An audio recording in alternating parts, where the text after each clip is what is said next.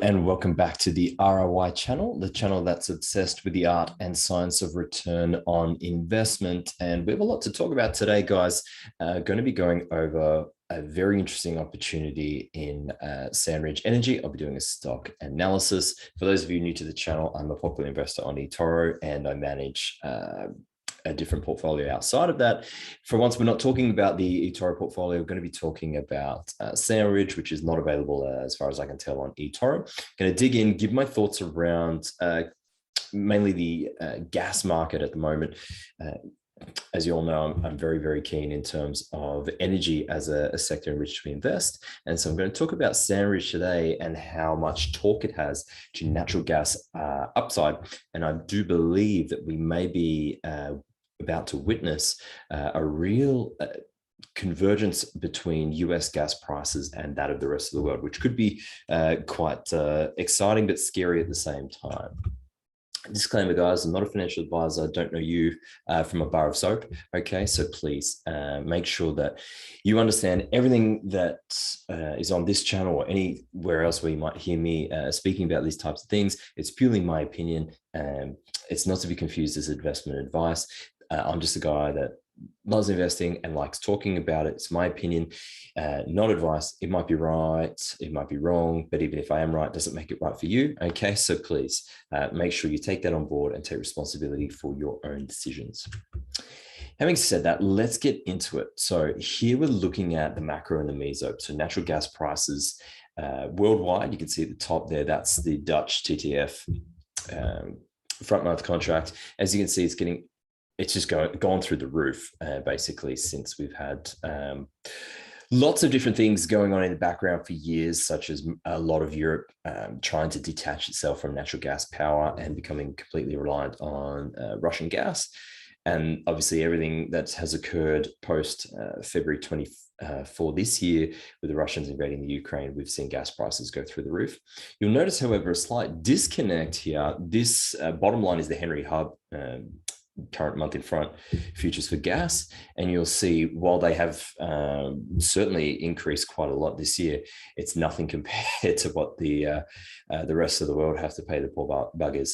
So here you can see there is a disconnect, but they are trending in the same direction. And what happens even when we see this convergence between the two, okay, could potentially mean a fivefold increase in natural gas. And I'm going to talk about why that is.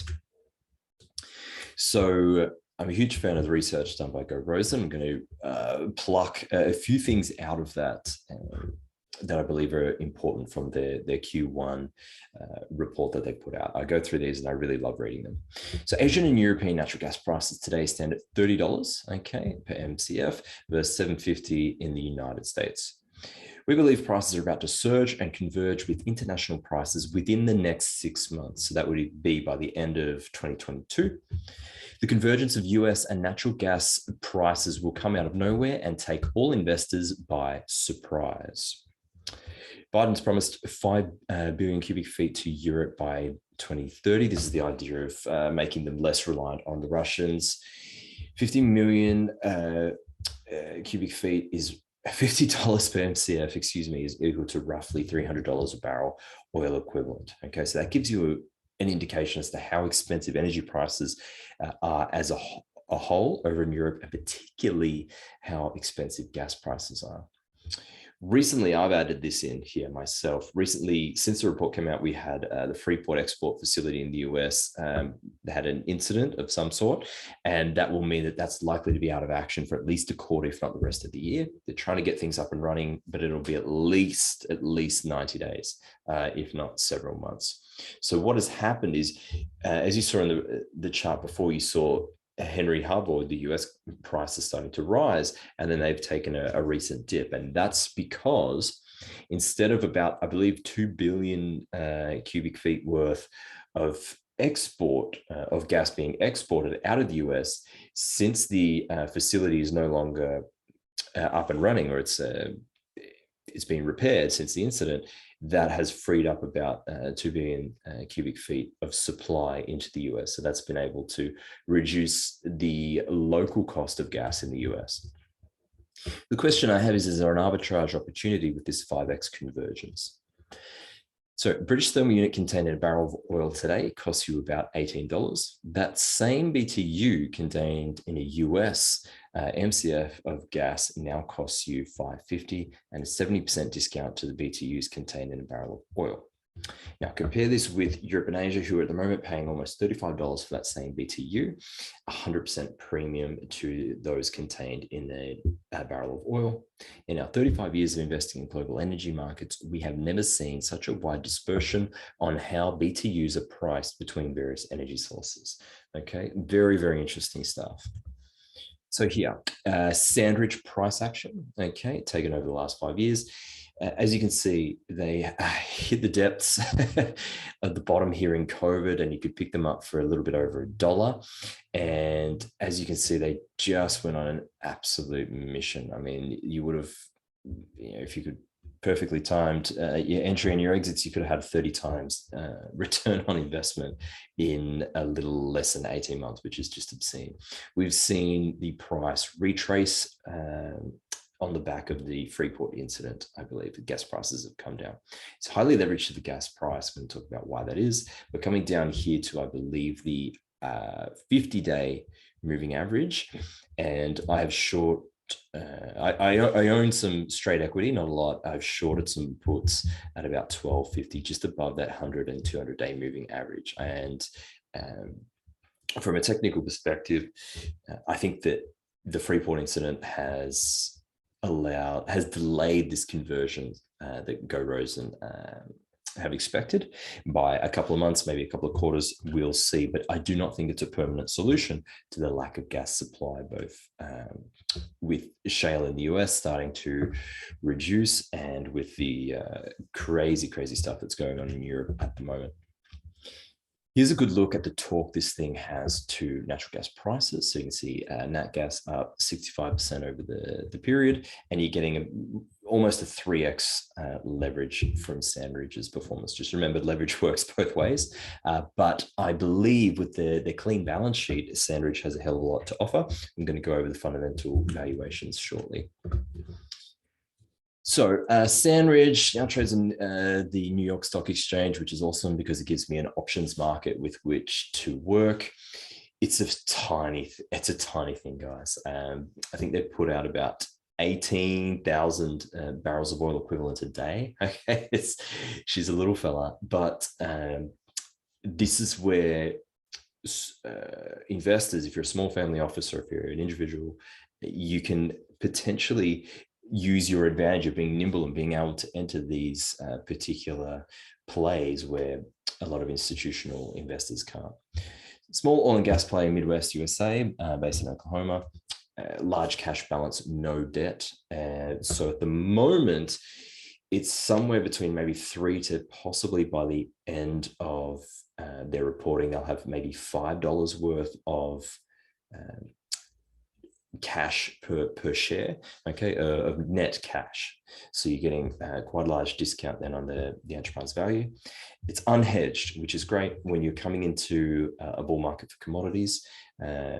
You want to be able to leverage these things as much as you can in terms of good leverage, which is not financial leverage. In this case, they have, as I said, no debt, but they have leverage to the gas price. And if you have the strong conviction around the commodity price, you don't want to be hedging out in this scenario. If you've got a few small bets, this is where you can really outperform and hunt those multi-baggers, which just personally is something that I'm interested in. It's not necessarily a safe investment, and it's not something that I recommend. Obviously, it's just my opinion, but these are the plays that I'm now starting to find very, very interesting with this recent sell-off we've had, particularly in the energy sector. I think that we've had financial events that have caused the sell-off that have had absolutely nothing to do with the fundamental thesis. Low overhead, G&A of $1.42 per barrel of oil equivalent. That is really, really good. That is really good. That is good management that are not siphoning money from shareholders, spending money on themselves, corporate jets and all that sort of thing. That is a really, really low cost, and I like it a lot. Last year, they did just shy of 100 million in free cash flow and grew their net cash position. They used that to pay down a lot of their debt, and they also paid off their hedges, had $1 million worth of hedges for Q1 22, and they paid that out because obviously they believe strongly in getting to talk to the high gas prices towards the end of this year. 75% of their wells can operate profitably at $40 WTI and $2 Henry Hub. Okay, so there's quite a margin of safety there. 10 years worth of reserve to current production ratio and 35-year weighted average well life. Okay, so if you're getting this thing for, I believe, roughly 40 to 50% free cash flow yield, on top of the fact that you're getting your about half your market cap in cash, that means you're getting your money back, all things being equal, in around about a year. Okay, so you've got to think about it.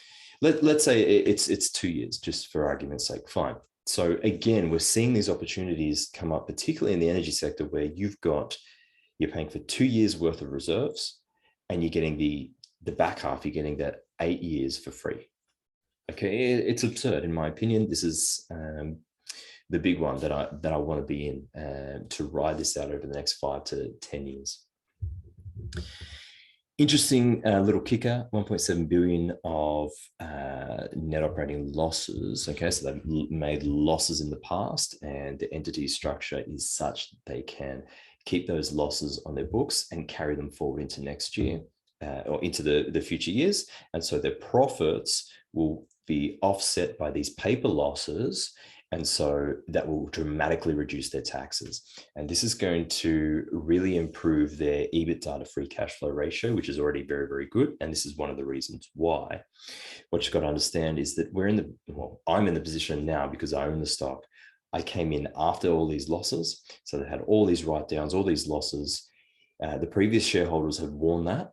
And I'm walking in, buying the business and getting these for free, essentially, meaning I'm getting extra tax credits and improving the bottom line of the business, or the conversion of free cash flow to their EBITDA.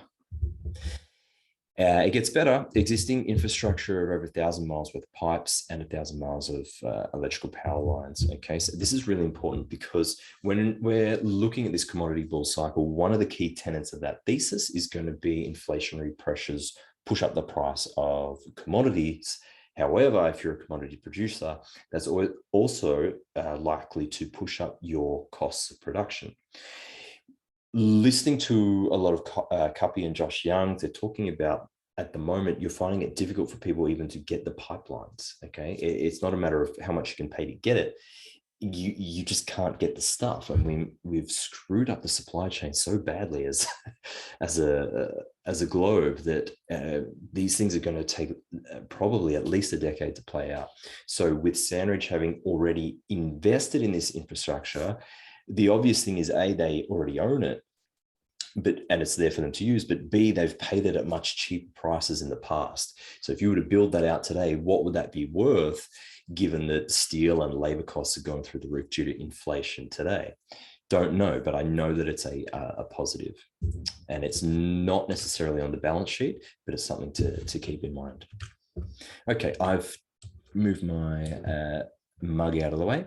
Here we're looking at a bit of a hodgepodge, I know, but I've just taken some screen grabs and edited from the quarterly presentation and highlighted a few things that are extremely important.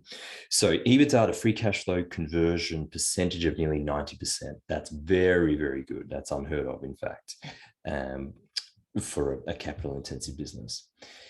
Again, PV 10 value of approximately 430 million. That means if you're looking at the present value discounted at, I believe, 10% discount rate of all their proven and probables, they're worth roughly 433 mil. So contrast that with the enterprise value, and you'll see what that is, and what you're paying for that 433 million. Unhedged positions, which is important. Board commitment to utilize cash to maximize shareholder value, also very important. That's exactly what I want to see personally. And so if we look over production stats, as I said, 18.6 thousand barrels a day equivalent.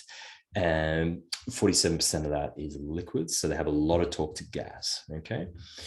And there's the reserves. So you can see they've got a healthy reserve life there. And as they've worked out at current productions, it's roughly 10 years worth of production, of which I believe I'm paying for maybe 2, which is very, very good. Okay, moving into the next table. This is a sensitivity table. So it's working out, okay, well, at certain commodity prices, what would that mean to their free cash flow? Okay, and keep in mind, guys, this is for the quarter. Okay, so you roughly times it by 4 to get your annualized production. So let's say if you've got a strong opinion on oil and you've got a strong opinion on the gas prices, you can then work out where you think free cash flow might be in the millions, and obviously the torque that it has. So if you look at my personal models, I would be looking at around $100 WTI. That's where I'm modeling out my oil investments personally. And the prices today are discounting in some cases like $55. Very strange. Yes, there's going to be a recession, almost certainly. And yes, that will impact demand to some degree, but it'll be demand growth that it impacts. And I think that the market's already pricing in quite a hit to oil demand. I'm not convinced we're going to see a huge drop in oil, but look, it may happen, in which case we're still getting a very, very large margin of safety if you're discounting in $70 oil, particularly $55 in some other companies. So at $7.50 Henry Hub, $100 WTI, you're looking at a tick under 40 million of free cash flow per quarter. Remembering they've got maybe 100, I estimate they've got maybe 100 million in cash on the balance sheet when I subtract their current liabilities. So we'll have a look at the balance sheet in a moment. But obviously huge talk. If we get back up to where we were a couple of months ago in terms of like $9 Henry Hub, $115, $120 WTI, you're looking at about 200 million free cash flow for the year. I mean, it's just phenomenal leverage. You can see how big of an increase and optionality that this company has. It's basically like a call option on oil without an expiry date, in a sense, because the company doesn't have any debt, and so they can afford to live out a little bit longer. So the verdict for me personally, I'm long the stock, as I've mentioned in Crassus Arb. Okay, it's not available in Crassus Investments. I'm long the equity, and I've short a lot of puts. It's got, to my calculation, it'll be close to 50% of its market cap in cash by the end of the year using today's price. Free cash flow yield is around 50% using those estimates. And I'm querying, should I increase my exposure via some call spreads, or should I just continue to write puts at an annualized IRR that's acceptable to me? So for me, if I can find a spot that a strike price that gives me about 20% IRR, then I might short the put, depending on what my margin requirements are. So thanks for watching. I'm going to go over the valuations in a sec, so don't go away. But if you'd like to keep tabs on me, you can add my portfolio on eToro to your watch list and see how that does. Or if you've got funds and you want to invest in a value fund in a different way without any fees or spread commissions, there is a spread commission, but there's no buy or sell commission on eToro. You can download the app and you can copy the portfolio that I have. I'm on Twitter, not very active, but I do read a lot. And obviously don't forget to like and subscribe to the channel. If you've got any comments, I'd love to hear them. Put them in the comments section. And now we will go over the valuation metrics. So here I just figured it might be easier to do this. Okay. So here are my assumptions, and obviously you can build these out for yourselves and change the assumptions and sensitivity. I'm using a discount rate of 20% because that's what I want. And I'm giving 0 perpetual growth rate because this is well, it's an oil and gas business, so you're depleting your business every time you operate it. So I don't believe in giving perpetual growth rate for those types of businesses. We use net asset value. EV to EBITDA multiple of only 3 times. I think that's very, very conservative. Current price 16.13. Remember, I've short puts at 12 and 12 and a half. So I'm hoping to get assigned on those. 37 million shares outstanding and 100 million in cash. So let me show you why I've got 100 million. They currently hold, actually, as of the end of last quarter at least, this is their SEC filing, 163.5 million in cash, but I've subtracted the total current liabilities. Okay, so you don't have to do that. I just like to do it to get a really conservative view of what the balance sheet is. But at the end of the day, they don't have any real net debt. So they're in a solid position from a balance sheet perspective. We'll wait and see what the half year balance sheet says. If we come down, a few things that I want to point out. Your cash per share is about $3. Okay, so again, if you wanted to change that and you wanted to put in 165 million or whatever it was, you can see what that does to some of the sensitivities, and it starts to round it up a little bit. I should add that in to $4.50 worth of cash. So what does that mean? Well, you're buying a business for $16.13 at the moment. You are automatically getting $4.50 per share of cash in the till, if you want to think of it that way. So you subtract that and you get whatever that is, about $11, a bit over $11 is what you're really paying for the operations of the business, because the rest was in cash. So you can subtract that back from the price that you're paying. If I'm getting filled, hopefully around, or assigned, hopefully around $12.50, then obviously I'm paying more like $8 for the stock. And so the next question is, well, how much cash is that giving me back? Okay, so I'm not paying $12.50, I'm paying $8 really, because all I'm buying is cash in the till plus an ongoing business. Very important to understand. So how do I work out these free cash flows? Okay, here's the free cash flow down the bottom here. And what you can see is that by the end, because you're buying only half a year's worth of free cash flows, by the end of it, you'd have 73 cents, the end of this year.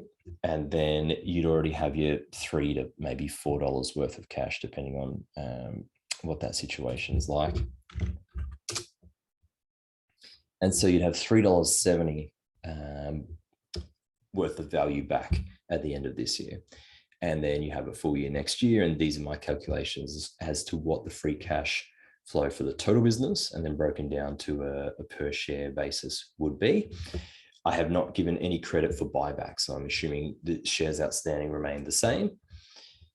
Okay, so all right, Ben, well, how do you get the EBIT figures? What does that look like? So what I like to do is go through and look at revenues. So you can see revenues, and then you can see the cost structure. I won't bore you with those details, but I've taken those and put them in the relevant ones into the model. And I need to find where the cash flow statement is, because I've seen some other analysts out there using what I think is the wrong cash flow, CapEx. They have guided anywhere from 40 to 50 million in CapEx. So I've used the highest number. The other analyses I've seen have used the lower number. I don't like to do that. I like to be more conservative. And boom, boom, boom. And so to show you my thinking here, I whack that straight into the CapEx line. Okay, very straightforward. I'm sure you've got that under control. Scroll.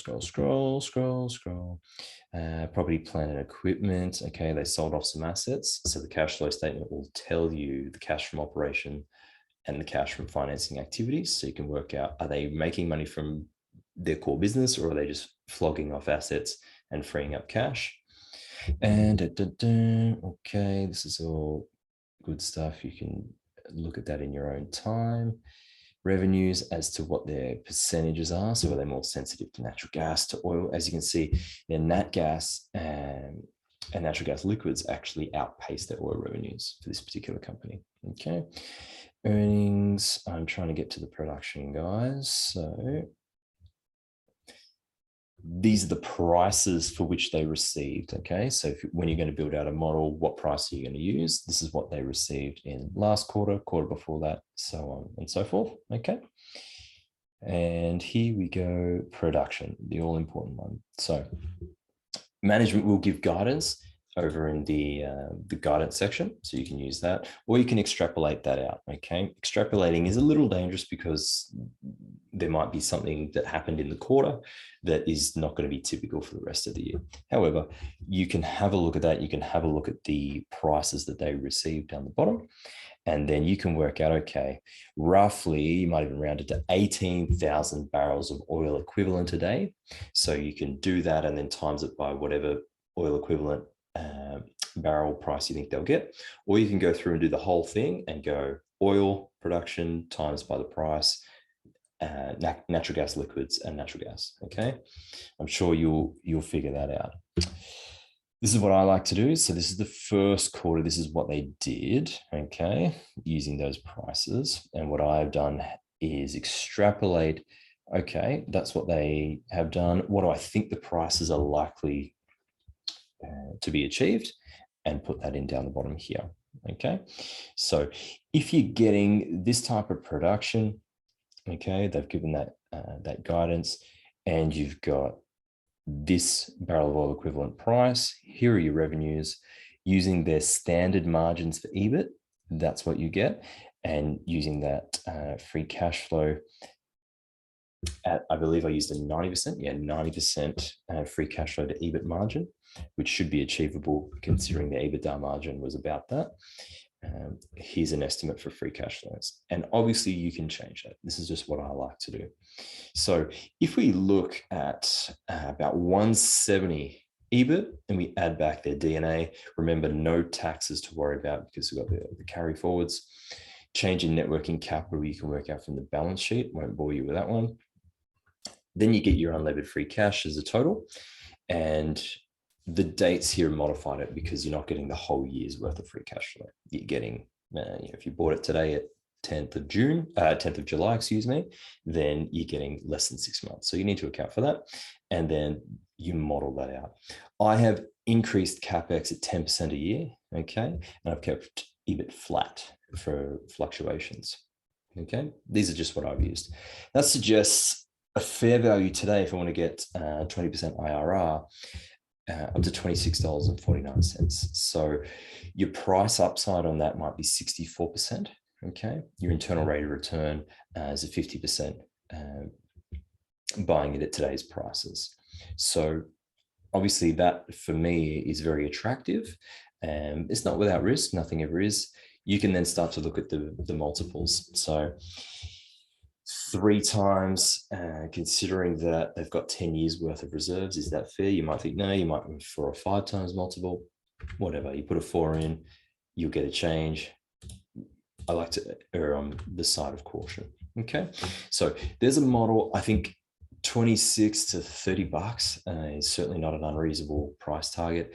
We could see a doubling from here. And with recent fluctuations, if we get this liquidity event and stock sells off, if my puts get filled at around 12.50, I'm going to be a very happy man. Okay, I can sit there, relax. I could then write covered calls against the stock to increase the yield or buy even more shares, but I'd probably just chill because I do believe strongly in this particular opportunity. Alrighty, I never finish these quickly, do I? Always keep talking, but hopefully you get a bit more value as to seeing some of the working behind it. If you don't want to see it, let me know and I'll just keep it to the bare bones.